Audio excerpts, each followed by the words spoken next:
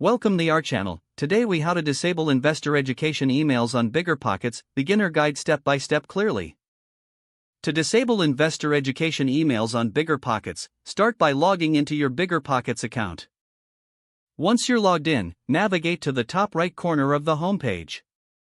Click on your profile icon, which will open a drop-down menu.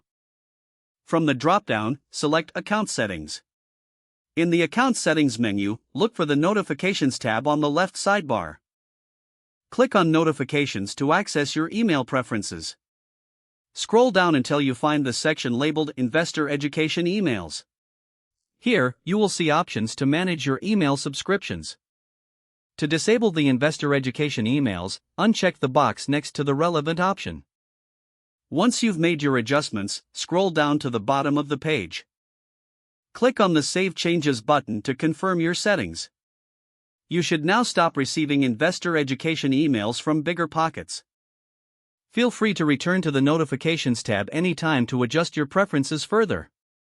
If the page does not load, refresh the browser or try again in a private or incognito window.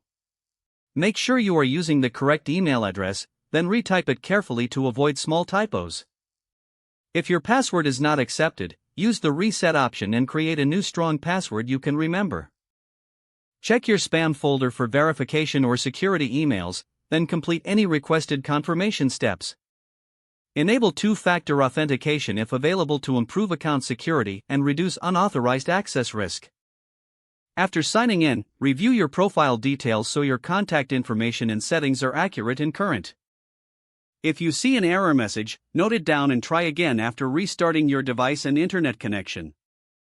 Log out when you finish, especially on shared devices, to keep your account and payment information secure.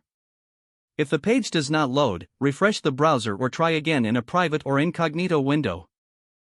Make sure you are using the correct email address, then retype it carefully to avoid small typos. If your password is not accepted, use the reset option and create a new strong password you can remember. Check your spam folder for verification or security emails, then complete any requested confirmation steps.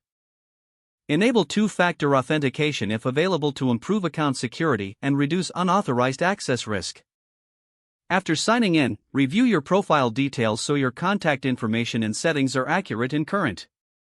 If you see an error message, note it down and try again after restarting your device and internet connection.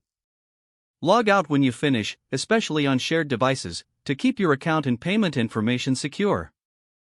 If the page does not load, refresh the browser or try again in a private or incognito window.